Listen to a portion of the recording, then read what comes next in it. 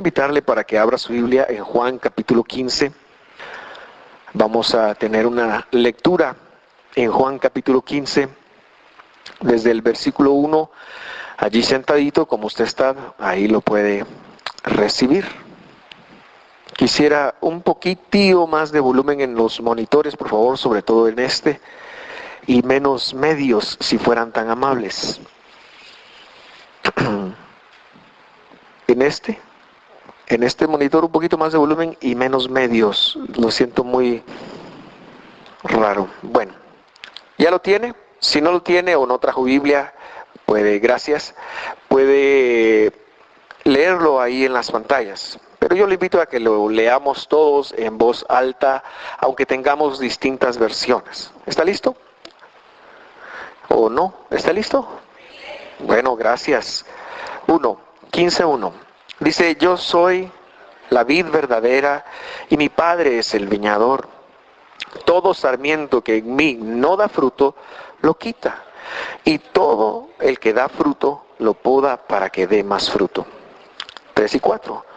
Vosotros ya estáis limpios por la palabra que os he hablado. Permaneced en mí y yo en vosotros. Como el sarmiento no puede dar fruto por sí mismo si no permanece en la vid, así tampoco vosotros si no permanecéis en mí. El 5, el último. Yo soy la vid, vosotros los sarmientos. El que permanece en mí y yo en él, ese da mucho fruto, porque separados de mí, nada podéis hacer. Vamos a leer esa última frase desde la palabra porque.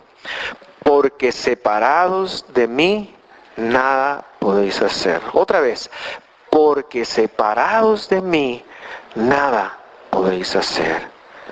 Ese es mi tema hoy. ¿Por qué necesitamos un Salvador? ¿Por qué necesitamos un Salvador? Y no me quiero enfocar tanto en por qué usted lo necesitó antes de conocerlo, sino quiero que mi enfoque sea más hoy en día, por qué, a pesar de ser cristianos, a pesar de ir a la iglesia, ofrecer ofrendadores, diezmadores, ser servidores, ser lo que usted sea, ¿por qué seguimos necesitando un Salvador? Así que el pasaje es muy interesante, es un pasaje en donde Jesús está con sus discípulos en la noche después de la última cena. Ellos han tomado la cena del Señor, el Señor les ha lavado los pies. Ha sido un momento muy íntimo, ha sido un momento muy especial, ha sido un momento que será grabado en las mentes de estas personas por el resto de sus vidas. Ellos jamás van a olvidar. Ellos jamás van a olvidar, porque si un servidor me pudiera ayudar recogiendo aquí, por favor, para que no esté así. Ellos jamás van a olvidar, gracias, servidora de corazón. Ellos jamás van a olvidar por qué esa noche, las palabras de Jesús, jamás las van a olvidar, van a tenerlas muy presentes. Y en medio de esa noche tan especial, el Señor Jesús se suelta, por así decir, este pasaje. Y quiero que vayamos deduciendo del pasaje algunas situaciones y algunas circunstancias muy, muy importantes. Y el primer versículo decía, habla de una vid y de un viñador. Los personajes aquí de la vid, pues es Jesús, ahí está dicho, y el viñador es el Padre, Dios, el que le envió. Así que encontramos a Dios en dos funciones distintas aquí. Primero, como hombre, y luego en su función divina. ¿Sabe? En los siglos venideros o siguientes a los que Jesús vivió en la tierra, se dieron muchas controversias acerca de la divinidad y de la humanidad de Jesús. Para muchos de los primeros teólogos era muy difícil creer que Jesús era Dios y hombre a la vez, era muy difícil. Y en la retórica de ese tiempo, la religión dominante, que era una religión politeísta greco-romana, tenía dificultades con eso. También tenían dificultades porque el lugar de donde ellos habían salido, que era el judaísmo, el cristianismo salió del judaísmo, era imposible para un judío pensar pensar que Dios podría encarnarse. De hecho, sigue siendo imposible para la mentalidad de un judío pensar en eso. Por eso es que es bien difícil evangelizar a un judío. Ellos no creen que el Mesías llegue a ser llegue a ser Dios, perdón. Así que inicialmente fue bien complejo, pero el Señor se toma este modelo, esta historia que era muy, muy conocida. Estoy seguro que si el Señor hubiera vivido en este entonces, hubiera dicho, yo soy el mejor café del mundo. Y si lo hubiera hecho aquí en Guatemala, ¿verdad? Yo soy el mejor café del mundo y mi padre es el mejor cafetalero del mundo, para crear una figura bastante aplicada. Pero utilizó la figura de la vid y yo pienso, que lo hizo adrede, por lo que la vid representa para las personas. ¿Cuál es el fruto de la vid? El fruto de la vid es la uva. ¿Y qué se hace con la uva? Vino.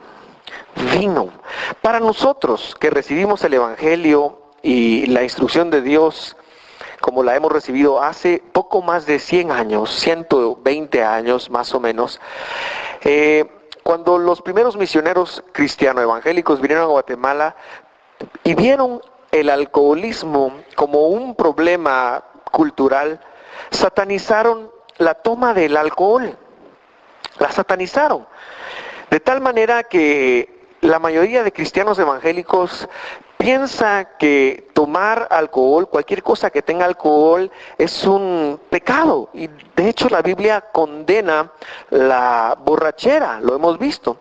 Pero sin embargo, la cultura bíblica, y eso es algo que no podemos esconder, la cultura bíblica es una cultura de tomar vino. De hecho, Pablo lo menciona y dice, mire, cuando se quieran escoger líderes, tienen que escoger líderes que no sean dados al mucho vino. ¿De qué está hablando? Que no sean bulos, pero no dice no líderes que no tomen vino, sino que no sean dados al mucho vino. El vino para esta cultura representaba la alegría, representaba la felicidad.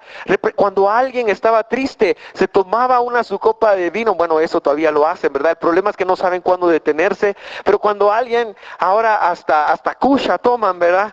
Pero en esta cultura el vino representaba la alegría. La uva representaba la alegría, era exclusivamente para hacer vino.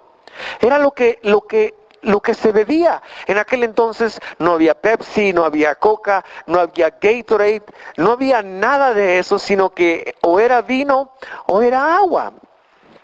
Bueno, había sidra y algunas otras cosas, pero el vino era algo que era muy importante para ellos y representaba la alegría. Sin embargo, el vino y la figura que el Señor está utilizando viene de una semilla. Una semilla. Todo en la Biblia tiene que ver con sembrar y cosechar. Todo en la Biblia, el mensaje de la Biblia es: el Verbo se encarnó y la semilla fue una semilla del Espíritu Santo que puso en María. Gálatas 6:7 dice: no os engañéis, Dios no puede ser burlado, todo lo que el hombre siembra, eso también segará. El que siembra para su carne, de su carne segará corrupción, pero el que siembra para el Espíritu, del Espíritu segará vida eterna. La Biblia no es un libro que, aunque tenga historia, es histórico.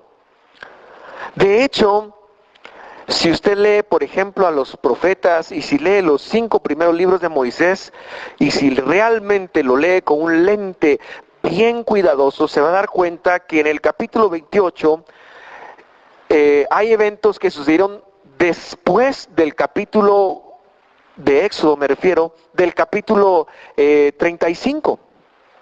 O sea, la Biblia no es cronológica. los que ordenaron la Biblia, Génesis, Éxodo, Levítico, Números, Deuteronomio, José, Jueces, Ruth, Primera, Segunda Samuel, Primera, Segunda Reyes, Primera, Segunda Crónicas, Esdras, Nehemías, tres Job, Salmos, Primeros, Eclesiastés, Cantares, Isaías, ese orden, los que la ordenaron así, hicieron un buen trabajo y nos ayudaron a nosotros para que nosotros de alguna manera tuviéramos. Pero si usted tiene la oportunidad, por ejemplo, de comprar, de pasar por la librería y comprarse una Biblia cronológica, se va a dar cuenta que ahí hay un orden un tanto distinto. La Biblia es temática y sus temas tienen que ver con la semilla.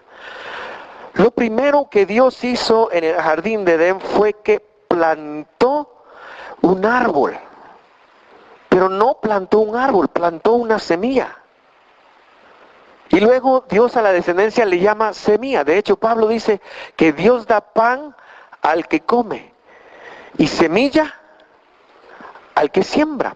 La semilla tiene muchas peculiaridades, pero la que yo le quiero hablar hoy en día, y es la del vino, y refiriéndome a Jesús, es que cuando la semilla, usted la ve, de cualquier fruto que usted vea, esa semilla contiene todo el potencial del árbol que se va a sembrar.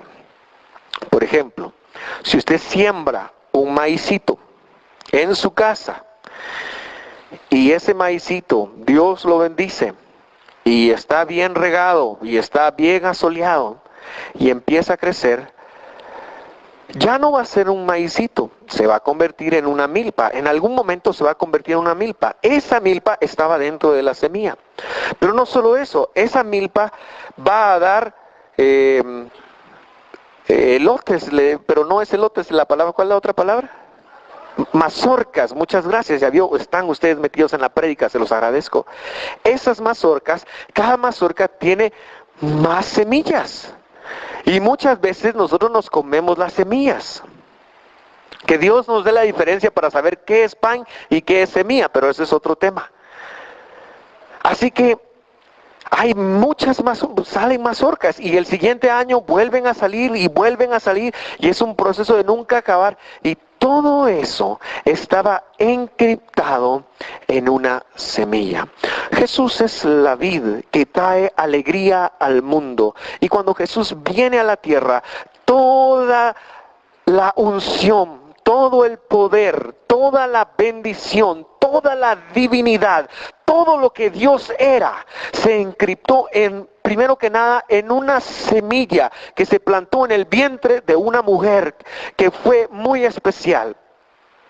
Y esa semilla empezó a crecer como lo hacen todas las semillas, porque las semillas no nos fueron dadas para que no crezcan, las semillas no nos fueron dadas, ya mencioné, para comérnoslas, pero las semillas nos fueron dadas para que crezcan y para que traigan un fruto y para que traigan un rendimiento para nosotros. Nuestras vidas propiamente fueron, así como Jesús, una semilla. De hecho, la palabra semilla viene de la palabra semen.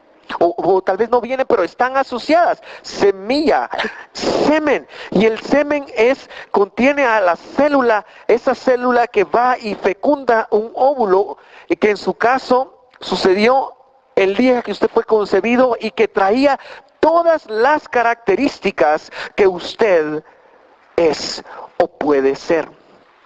En el caso de Jesús, esa semilla alcanzó su pleno potencial para el cual Dios la diseñó.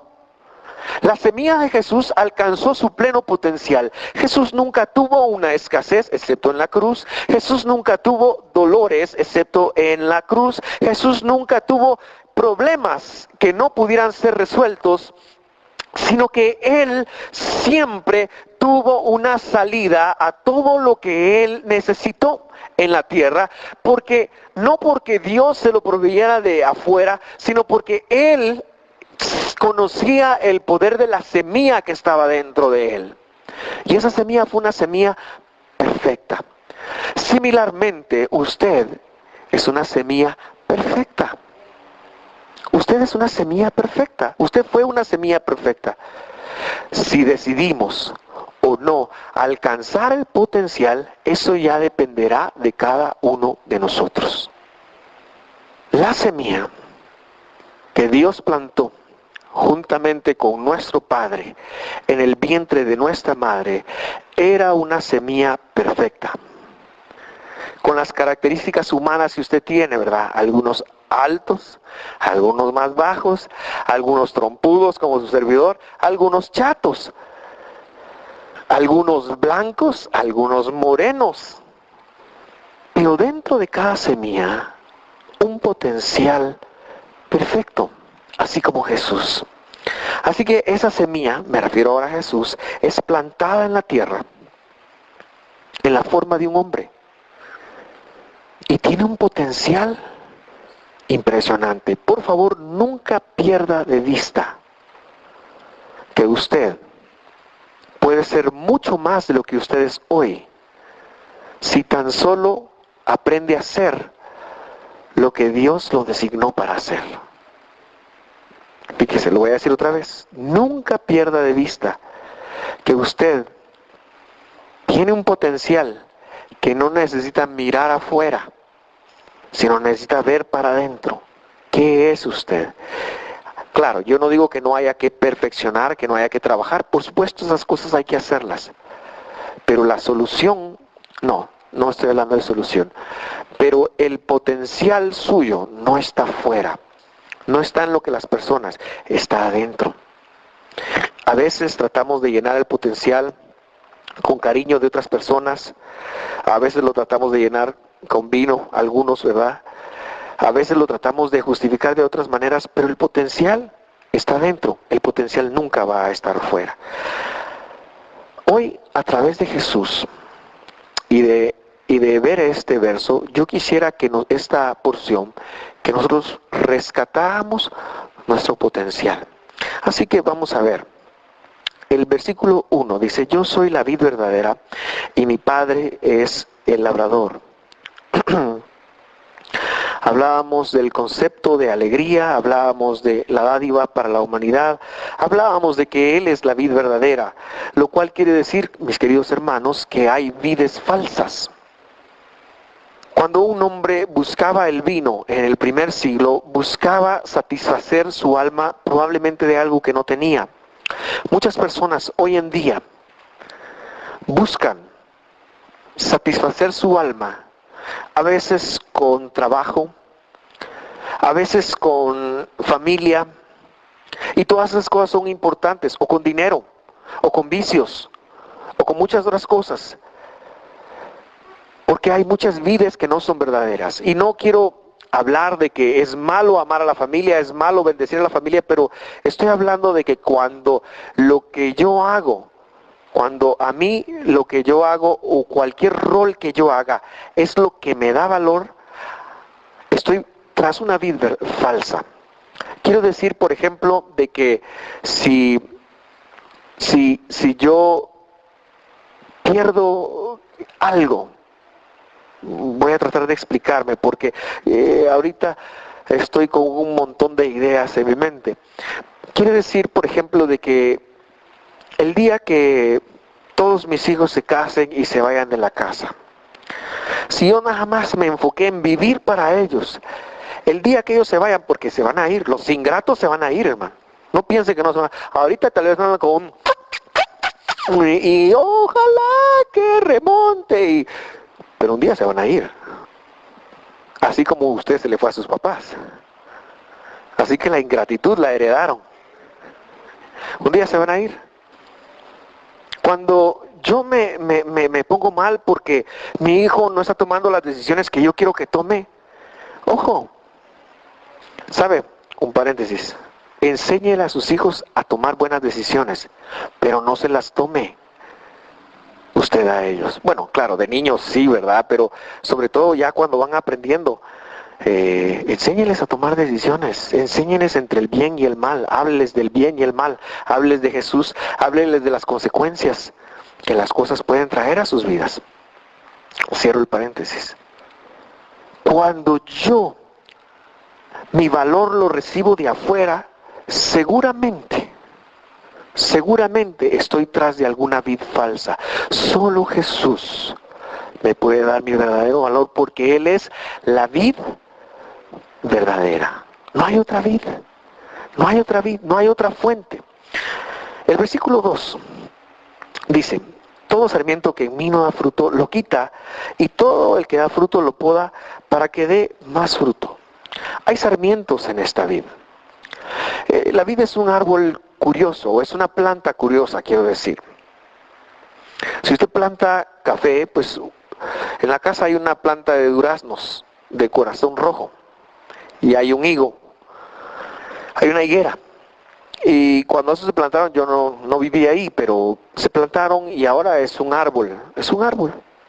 Sin embargo, la vid no es así, no es un árbol, sino es como ramas que se van enredando, ¿verdad? Buscan en qué enredarse. Esos enredos que se andan enredando todo el tiempo, se les llama sarmientos. Las ramitas de la vid se les llama sarmientos. Y Jesús está diciendo que todos los sarmientos, y más adelante vamos a ver quiénes son los sarmientos, que en Él no da fruto, Él lo quita. Y a mí me llamó mucho la atención, ¿cómo puede ser que si Jesús es la vid verdadera, puede tener sarmientos que no dan fruto? ¿Cómo puede ser que si Jesús es la vid verdadera, puede tener encriptado a Él sarmientos que no dan fruto? Y me sorprendió mucho eso, porque para mí sería mucho más fácil si todas mis decisiones, las decisiones que tengo que tomar en mi vida, las tomara Jesús. Sería mucho más fácil que Él se apareciera físicamente y me dijera: mira, anda al baño ahorita. Mira, ya después ya no vas a ir al baño. Mira, anda a hacer esto. Mira, anda a pagar. Mira, anda a buscar. Mira, anda a llamar. Mira esto, mira lo otro. Sería mucho más fácil. Pero creo que el papel de mi libre albedrío es muy importante. Usted y yo, estando en Cristo, podemos decidir depender o no depender de Él. El verso sigue diciendo: y todo el que da fruto lo poda para que dé más fruto. En lo que yo quiero que usted se enfoque en esto es en que muchas veces el Señor dice ahí: poda todo sarmiento que es bueno, el Señor lo poda. ¿Alguna vez usted ha podado algún árbol? ¿Ah? Nunca. Déjeme contarle. Uno de mis trabajos en Estados Unidos fue de jardinero. Fue como 3 semanas también, ¿verdad? Pero igual. Mi jefe, yo trabajaba para la ciudad, ahí así como ese trabajo entré yo a trabajar a la municipalidad de esta ciudad. Me dijo: vaya a podarse aquellos arbustos. Como no, dije yo, voy a ir a podar a Mr. Bush, dije yo. Así que me dio una tijera, y yo no sabía qué estaba haciendo usted. Yo agarraba, eran unos arbustos que decoraban algunos parques. Yo trabajaba para el departamento de parques y de recreación, así que pues nos dio, en ese entonces era manual, ¿verdad? Y yo empecé manual porque ni modo, ¿verdad? Mis compañeros sí andaban algunos andaban en tractorcitos cortando la grama, yo no, ¿verdad? Yo andaba podando. Eso fue mi primer. Y así, hasta callos me salieron ustedes. Estas manos han trabajado, hermanos, duramente. Están llenas de ampollas y callos. Ahora, en oración por ustedes, porque no hay modo que se arrepientan. No, no. Así que estaba yo cortando y mientras preparaba el mensaje la semana pasada, yo me acordaba de eso, porque los cortes a las pobres plantitas les deben de doler. ¿No piensa usted? Me gustaría cortarlo con una tijera para poder explicarlo un poquito mejor. ¿Qué pensará usted? Una de esas buenas, ¿verdad? ¿Será que usted puede poner su dedo ahí para que lo podemos? Hermanos, si a veces nos pinchamos, el otro día me puse una camisa que no le había quitado, nueva, que no le había quitado los alfileres y ¡pum! ¡Ay! Dije yo, me dolió hasta el alma. A veces hay situaciones negativas que vienen a nuestra vida. A veces pasamos hambre, a veces pasamos dolor, a veces pasamos problemas, a veces pasamos situaciones difíciles. A veces pasamos situaciones que nos podrían quitar la esperanza. A veces, bueno, ¿quién de ustedes, levante la mano, tiene todo el dinero que quisiera tener el día de hoy? Yo no, yo les soy honesto, yo no. A veces pasamos limitaciones, a veces pasamos circunstancias que no son fáciles. A veces un hijo se enferma, qué difícil es que un hijo se enferme. A veces nos enojamos y nos ponemos trompudos con el cónyuge, qué difícil es estar trompudo con el cónyuge. No es agradable. ¿O sí? A veces pasamos situaciones, pero jamás nos imaginamos que en estas situaciones es porque de alguna manera estamos dando fruto, de alguna manera estamos haciendo algo y Dios quiere que demos mejor fruto. Entonces tienen que venir podas a nuestra vida. Y las podas tienen que ser en nuestro carácter.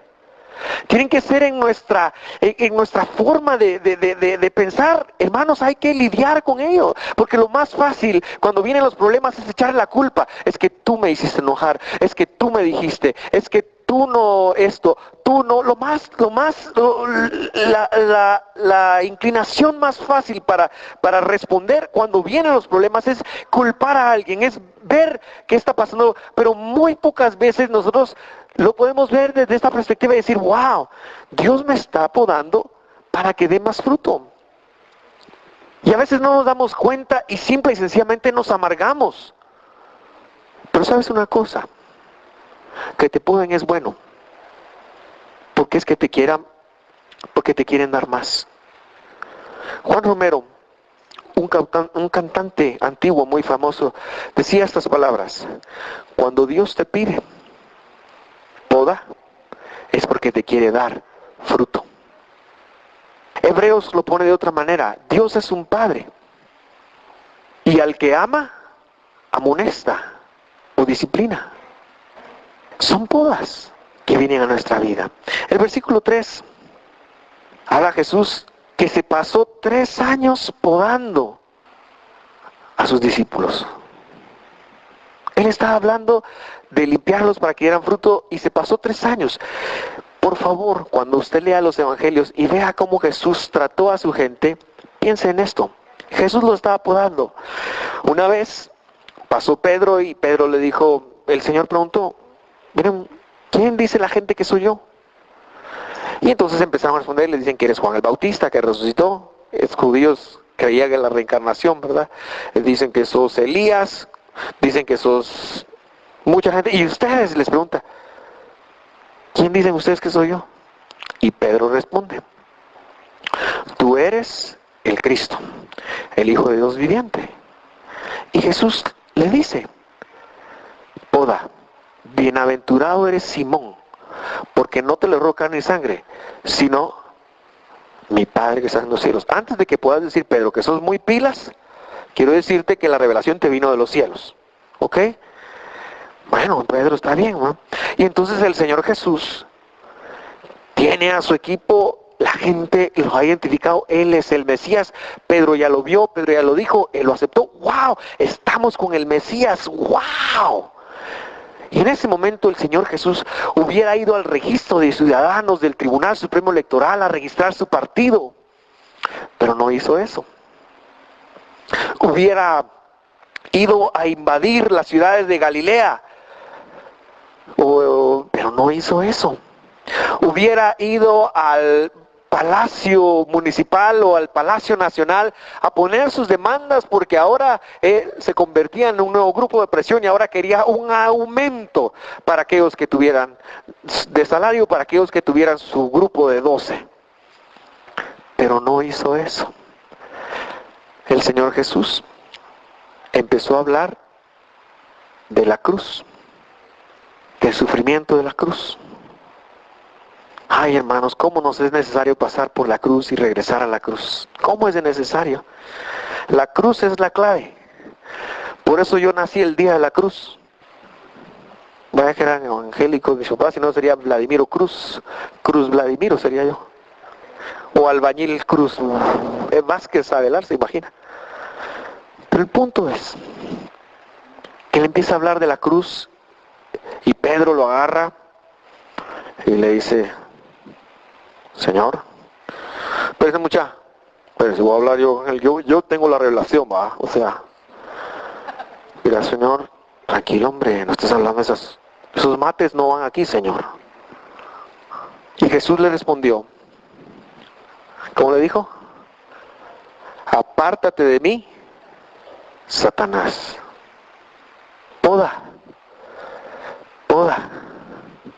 A veces tú oras, Señor, y no recibes oración. No recibes, respuesta. Poda. A veces tú buscas y no encuentras. Poda. Pero la poda del Señor viene de su palabra. El versículo 4. Y como dijo mi amigo la vez pasada, ya vas llegando, me dijo, ya vamos llegando al punto que yo quiero ejemplificar hoy.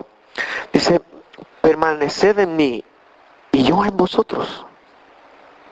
Eso me llamó mucho la atención, permaneced en mí y yo en vosotros. ¿Quiere decir que siendo salvo yo puedo no permanecer en Jesús? Sí. ¿Y quiere decir que siendo yo salvo puede Él no permanecer en mí? Fíjese, eso me llamó mucho la atención. Como el sarmiento no puede dar fruto por sí mismo, si no permanece en la vid, así tampoco ustedes, si no permanecen en mí. A veces, nosotros cuando vemos la vida, por supuesto que queremos las mejores cosas, ¿verdad? ¿Quién no quiere lo mejor para su familia? ¿Quién no quiere tener una mejor casa de la que tiene o mejorar su casa? ¿Quién no quiere ganar más plata? ¿Quién no quiere tener una mejor salud? ¿Quién no quiere estar mejor? Todos. A eso le vamos a llamar un producto final. Le vamos a llamar fruto. Permaneced en mí y yo en vosotros. Porque así como el sarmiento alejado de la vid no puede permanecer. En la casa donde yo crecí, hace muchos años, como le hicieron a Boris, no me van a hacer a mí, alguien plantó uvas silvestres y se enrollaron. En el patio de atrás se enrollaron y subieron, y en el segundo piso, que no había segundo piso, sino que había una malla que rodeaba toda la casa, era una casa de un primer piso, se fueron a poner, ahí se enrollaron. Y cuando yo vi las primeras uvas, la fui a cortar. Mira, hermano, un limón no le ganaba, ¿verdad? Se quedaba uno así. Pero, y la vid se regó por muchos lados, y fue muy interesante ver eso. Y un día, mi mamá se cansó de las uvas agrias, porque no servían, pero ni para hacer limonada. Así que lo mandó a cortar. Yo recuerdo mucho esto. Lo mandó a cortar, llegó un señor y lo cortó. Y lo echó en el fuego. Lo quemó, ¿verdad? Como que eso hacemos aquí en Guatemala, quemamos las cosas que cortamos después de. Y de hecho, buscaron la plantita, pero volvió a crecer. Y a la vuelta de un par de años estaba otra vez igual. Yo no sé cómo le hizo, pero a mí me llamó, yo lo recuerdo, y me llamó mucho la atención porque la directriz de mi madre fue, ya no quiero ver más eso, le dijo el jardinero. Y el jardinero dijo, cuando terminó, ya lo quemé, ya hice, así que ahí estamos. Pero no fue eso lo que pasó, sino que volvió a salir. Porque la vida es muy poderosa. Aunque pareciera ser que es muy adaptable, es muy, muy poderosa. Mis queridos hermanos, lo que estoy tratando de decir es que nosotros a veces, nosotros somos los sarmientos y a veces queremos dar fruto, porque el fruto es bueno, el fruto es agradable, el fruto trae vida. A veces queremos vida y queremos el resultado final. Y entonces, si la vid, la fuente está aquí atrás y yo estoy viendo el fruto, Nos olvidamos de la vid y nos enfocamos en el fruto. Nos enfocamos en, yo quiero tener un mejor carro, un mejor negocio, un mejor trabajo, una mejor salud, o quiero sanar de lo que estoy, y nos enfocamos en eso, nos enfocamos en el fruto. Y quiero decir, el fruto es muy importante. El fruto es muy, muy importante. Pero el centro del mensaje empieza acá, y es, mis queridos hermanos, el fruto no es lo más importante. Porque la semilla que es Jesús, que fue plantada en tu corazón, tiene todo el poder para alcanzar el mejor fruto.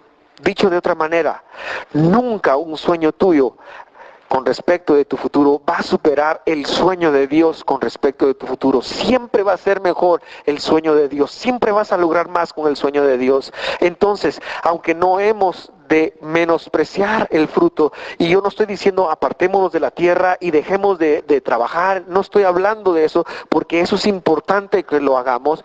Quiero decir que nuestro enfoque principal debería ser en la vid que se llama Jesús de Nazaret, Jesucristo de Nazaret, que está en nosotros, porque si nosotros permanecemos en Él, y si Él permanece en nosotros, el fruto va a ser automático. Las podas van a ir llegando, pero tú lo vas a asimilar, porque cuando algo se va es porque algo mejor viene. Cuando una puerta se cerró es porque Dios está a punto de abrir una mejor. Pero en lugar de darle lugar, valga la redundancia, al enemigo del siglo XXI, del siglo XX, que se llama preocupación, afán, estrés, y ahora qué voy a hacer, y desesperación en ello, en lugar de ello, nosotros debemos de voltearnos a la vid. A la vid. Jesús es la vid, Jesús es la vid. Y por eso el versículo 5 dice, yo soy la vid, regrésense a mí. A veces nos enfocamos en el fruto, y está bien, hay que poner los ojos en el fruto. Nosotros vivimos en este mundo, hay que vivir, hay que trabajar, hay que esforzarse, pero a veces pareciera ser que el fruto es más importante que la vid. Y lo que Dios está diciendo es, sin mí no lo vas a lograr, no lo vas a lograr. Por eso es importante trabajar el fruto desde la perspectiva de la vid. El que permanece en mí y yo en él, ese da mucho fruto, porque separados de mí nada podéis hacer. El subtítulo de hoy era, ¿por qué necesitamos un Salvador? La respuesta es bien fácil, porque separados de Él, nada podemos hacer. Puede que tú la hagas, puede que tú logres algunas cosas, pero no te van a llenar, porque estás separado de la vid. Un día te conectaste a la vid, y si todavía no te has conectado a la vid, conéctate a la vid. La vid es Jesús, es la puerta de entrada. Un día te conectaste a Él, pero el llamado de Dios para nosotros es, conectémonos todos los días. No menospreciemos a la vid.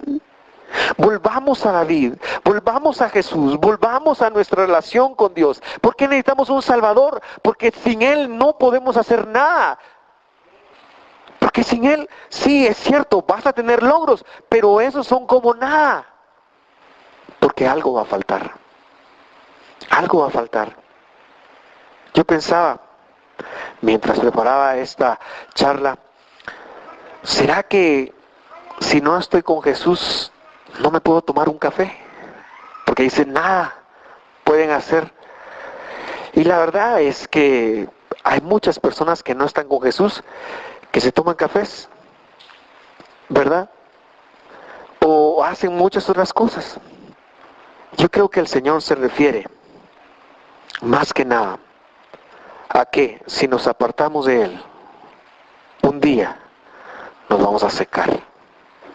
Y yo tengo discernimiento en mi espíritu que muchos de acá hemos tratado de lograr hacer las cosas por nosotros mismos. Eso es apartarse de Él. No hemos entendido las podas que han venido a nuestras vidas. Y entonces tengo el discernimiento en mi espíritu que algunos estamos secos.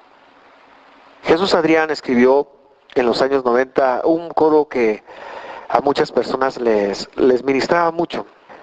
Tal vez usted lo recuerde, decía, cansado del camino, sediento de ti. ¿Verdad? Hay algunos que hasta empiezan a temblar al oír ese coro, ¿verdad? Y el coro del coro decía, sumérgeme en el río de tu espíritu. ¿Y qué más decía? Necesito llenar este seco corazón sediento de ti. Wow. Mi propuesta es para usted esta mañana, tenga sed todos los días. Tenga sed todos los días. Usted puede apartarse de la vid verdadera, pero mi consejo para usted es, tenga sed de Él todos los días. ¿Por qué necesitamos un Salvador? Porque fuera de Él no la vamos a hacer, hermanos. En el largo plazo no la vamos a hacer. Usted ya le conoce, usted ya lo ama. Ahora regrese a Él todos los días.